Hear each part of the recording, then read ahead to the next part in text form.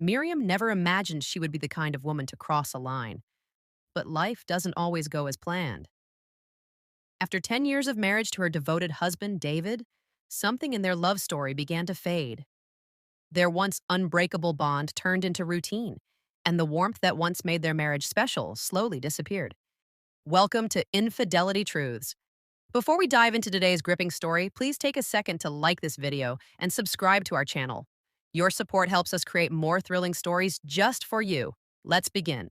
Then came Alex, a colleague at work, charming, attentive, and everything she felt was missing in her marriage.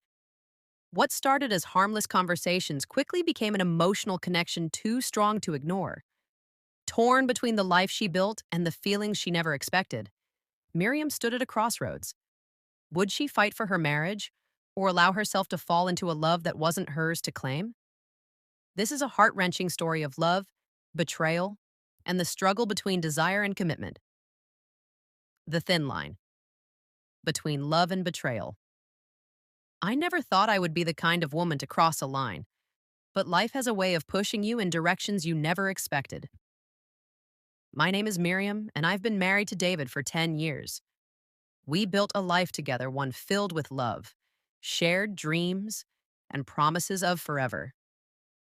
David was the kind of man every woman dreams of: kind, responsible, and stable. I felt safe with him. Our love wasn't fiery passion or unpredictable adventure. It was steady, like a well-built home, something I thought could never break. We married young, believing that love and commitment were enough to carry us through any storm.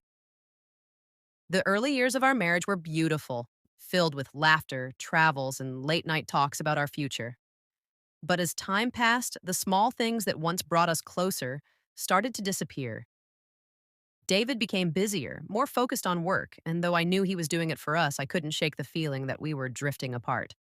Our conversations became short and practical. Did you pay the bills? What time is your meeting tomorrow? We need to buy groceries. The warmth we once had was fading, and deep down, I felt alone in my own marriage. I told myself it was normal. This is what happens in long-term relationships. The passion cools, but love remains. Or so I thought. Then I met Alex. At first, he was just a colleague, someone I collaborated with on projects, exchanged emails with, and occasionally grabbed coffee with. But unlike David, who was always buried in responsibilities, Alex was present. He listened. He noticed things. It started with simple conversations. Harmless, I told myself. I'd mention a book I was reading, and he'd actually ask about it later. He'd notice when I was stressed and offer words of encouragement. It wasn't anything inappropriate, just the kind of attention that made me feel seen. I didn't realize how much I'd been craving that. One evening, we were working late on a major project.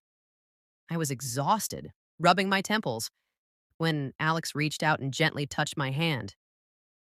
"You work too hard," he said with a soft smile. It was such a small thing, but it sent a wave of emotions through me.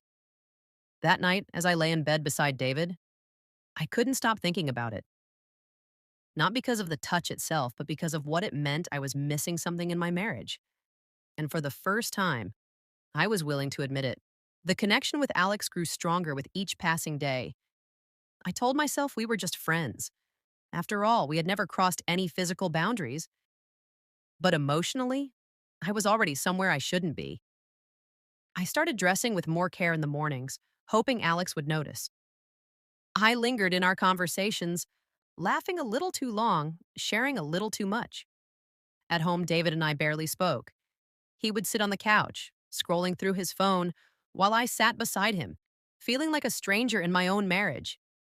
I wanted to talk to him, to tell him I felt lost, but every time I tried, the words caught in my throat. And instead of turning to my husband, I found myself turning to Alex. One evening, Alex and I were alone in the office, reviewing documents. The city lights flickered through the windows, casting shadows around us. We were laughing over a silly joke when suddenly he turned serious. "Can I ask you something?" "Of course." "Are you happy?" The question hit me harder than I expected. I opened my mouth to answer, but the words wouldn't come. because the truth was complicated. I loved David. I had built a life with him. But happy? I wasn't sure when I had last felt that. I should have walked away right then. Instead, I let myself fall further. I started staying late at work, finding excuses to spend more time with Alex. The texts outside of work hours became more frequent. First about work, then about life, then about things I should have only been sharing with my husband. I told myself I was still in control, that I wasn't doing anything wrong, but deep down I knew that wasn't true. One evening, David looked up from his phone and asked, "You've been distant lately. Is everything okay?" My heart stopped. This was my chance to tell him the truth, to open up about what I was feeling. But instead, I forced a smile and lied. "I'm just stressed with work." He nodded, trusting me completely. And I realized at that moment, I was betraying that trust. That night, as I lay beside him, guilt consumed me. What was I doing? Was I really willing to risk my marriage for something that might not even be real? Alex made me feel alive. But David was the man who had stood by my side through everything. The man who had held me when I cried, who had celebrated my victories, who had promised to love me even on the hard days. I knew what I had to do. The next morning, I walked into work with a decision already made. I was going to end things with Alex. When I saw him, he smiled like he always did, but I didn't return it. "Can we talk?" I asked. We stepped into a quiet corner and I took a deep breath. "I need to step back. I've been fooling myself into thinking this was just friendship, but I've been emotionally unfaithful to my husband, and I can't keep doing this. I never meant to cause problems in your marriage. I know, but this isn't about you, it's about me and the choices I've been making." Alex nodded, though I could see the disappointment in his eyes. "I understand." And with that, I walked away. When I got home that evening, I looked at David, really looked at him, the man who had loved me for years, who had given me his heart without hesitation. "I miss us," I whispered. His eyes softened. "Me too."